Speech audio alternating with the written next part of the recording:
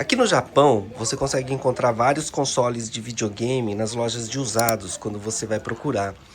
E aqui a gente está na casa do Wellington, e ele tem vários consoles de videogames, como vocês podem ver. E a gente tem aqui, ó, o Game Boy. Ele tem tanto o Color quanto aquele primeiro Game Boy raiz. Ele tem aqui também o PSP do Metal Gear Solid. Ele tem esse PSP branco que é muito bonito, eu considero um dos PSPs mais legais que tem. E é estilizado ainda com os desenhos aqui. Aí você vai descendo pra cá e você vai vendo PSP, Game Gear. Game Gear, quem conhece a história do Game Gear? O Game Gear, ele ficou muito famoso na década de 90. Ele era um videogame portátil, o primeiro videogame com tela colorida. Tanto que o Game Boy, depois que ele viu que o Game Gear estava dando muito sucesso, eles fizeram o Game Boy Color para poder ajustar e ver se dava pé para o Game Gear. O problema do Game Gear é que ele funcionava com pilhas, né? Se você abrir aqui atrás, quem não sabe disso, ele funcionava com 4 pilhas. 6 pilhas, peraí. Quantas pilhas? Eu vou abrir aqui, só para ter certeza. São 6 pilhas, tá? 6 pilhas daquelas pequenas, né? E eram assim, você ligava o videogame, 5 minutos depois acabava a pilha. Então, geralmente, você ligava na força, aqui na fonte, né? Colocava na tomada e você ficava basicamente jogando na fonte. Você não jogava com a pilha, porque não dava nem tempo de jogar. Aqui, ó, tem o Nintendo Switch. E cada console desse que ele tem aqui, que ele foi buscar, ele foi correr atrás, tem uma história. E cada história de cada local que ele foi pegar, cada console que ele tem, é muito interessante porque eu não sei se isso daqui tem um valor grande financeiro, mas assim, só a quantidade que ele tem, ó, o PS3, ele tem aqui, esse aqui é o PS3 também? É o 4. Eu nem sei direito o console como que é. Ele tem o PS4 aqui, ele tem o PS2, ele tem esses videogames aqui né? Do Wii. Olha o que ele tem aqui, que interessante. O console que ele tem. Que é o do Wii U, né? Wii U. E Nintendo 64, que ele tem também. Isso daqui é uma raridade. Isso daqui é o primeiro PlayStation. E a história do primeiro PlayStation é muito interessante porque, na verdade, a Sony ia fazer uma parceria com a Nintendo para fazer o console. Só que daí a Nintendo deu para trás nessa época e aí a Sony lançou sozinho o console dele e foi um estouro de vendas. E até hoje o PlayStation domina o mercado de videogames. O Nintendo, esse aqui, ó, que é o Super Famicom. Quem já teve um Super Famicom? Que você ficava soprando a fita por dentro para você colocar aqui dentro do videogame. O botãozinho de injetar. Tá até amarelado, né? O console que ele conseguiu. E tem uma coisa bem interessante que ele tinha falado para mim, que é os consoles, né? Eles não tem. Você vai nos usados, principalmente aqui no Japão, né, Wellington? Você vai nos usados, você encontra bastante consoles desses, né? Só que a diferença de você encontrar esses consoles seria que a maioria não é documentado. A maioria não é documentado. E quando você encontra documentado, e ele conseguiu alguns consoles aqui documentados, que inclusive bate o número de série do documento junto com o do console. E aqui, ó, para quem coleciona videogames, para quem gosta de consoles de videogames antigos, tem uma aqui que é uma raridade. E muitas pessoas que estão no Brasil talvez nunca tenham ouvido falar desse videogame aqui, que é o Nintendo Cube. Ele não fez muito sucesso, ele ficou pouco tempo, porque logo depois foi lançado outros sistemas de consoles melhores do que ele. Só que ele era muito interessante porque ele era um quadradinho, era como se fosse um cubo mesmo, né? Daí o nome, né, do GameCube. Outro videogame também que é muito interessante, que ele tem um console aqui que eu achei muito bacana, é o Dreamcast. Esse Dreamcast aqui, ele foi lançado para ser o concorrente, na verdade, do PlayStation 1, quando ele foi lançado, né? Só que o Dreamcast ele teve poucos softwares, né? Não tinha muitos jogos e ele acabou não dando muito certo, né, no mercado.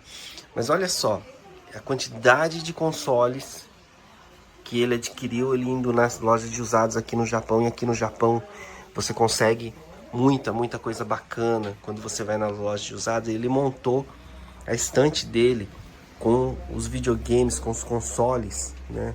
Muito bacana mesmo, bem legal. Até uma televisãozinha de tubo aqui, essa televisão aqui de tubo aqui, eu tive uma dessa aqui, quando eu cheguei no Japão, na década de 90. Não sei nem se funciona. Funciona isso daqui, se você ligar?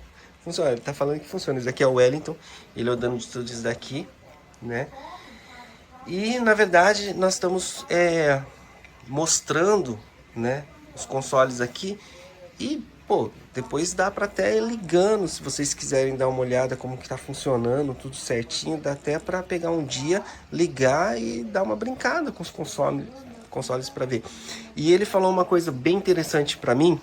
Qual que é o videogame que você tem que tem o certificado, tudo certinho? No caso eu tenho 64, PlayStation 1, o Dreamcast e o Famicom.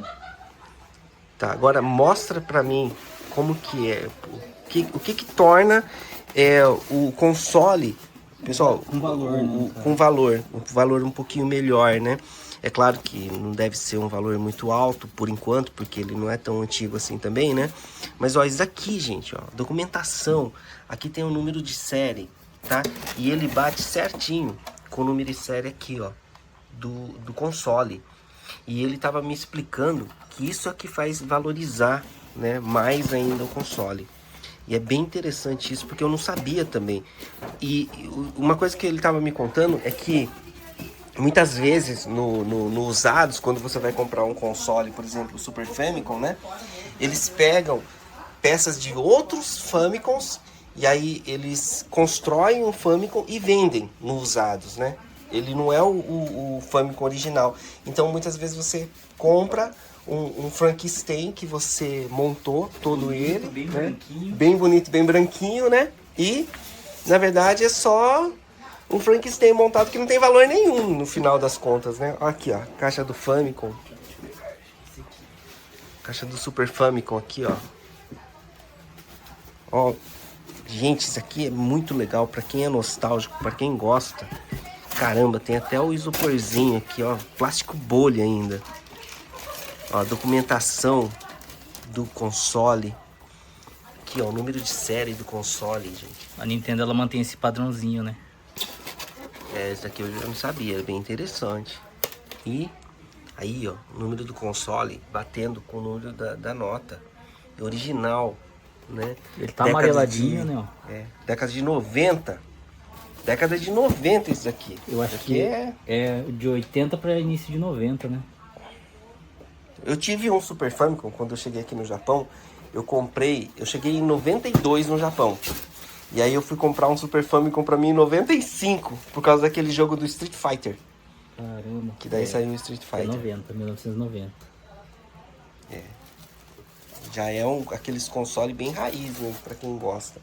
E ele tem vários jogos também, vários que ele comprou, né? Você tem algum cartucho do Super Famicom?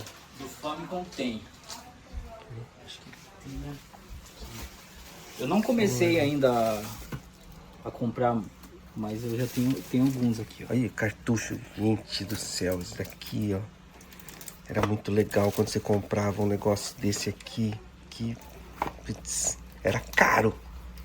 Eu lembro que quando eu comprei o meu Super Famicom aqui no Japão, paguei 30 mil ienes. Caramba.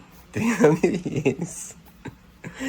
E cada cada joguinho desse daqui era, nossa, 5 mil, 4 mil, o mais baratinho, 3 mil, né? E como era tudo escrito em japonês também, Aí, nossa, Dragon Quest 6. E aí, quem curtia jogar Dragon Quest? Era muito legal. Só que esse em japonês, né? Então pra gente, a gente se quebrava pra jogar esse tipo de jogos. Porque era tudo escrito em japonês, a gente não conseguia ler nada, não conseguia entender nada, né? Olha aqui, jogos do Xbox 360, gente, Biohazard. Esse aqui eu joguei. Esse aqui era muito legal também. Esses já não são tão antigos, né? O pessoal agora dos seus 20 e poucos anos já consegue. Agora, esses daqui, gente, você já tá com cabelo branco.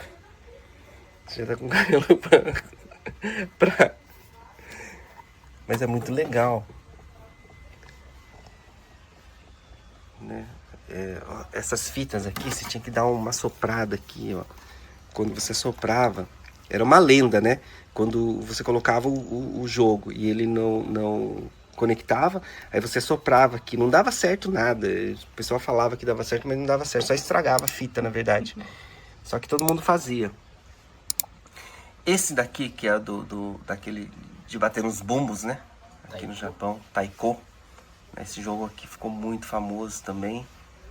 Cara, o cara tem, ó, o óculos VR do PlayStation.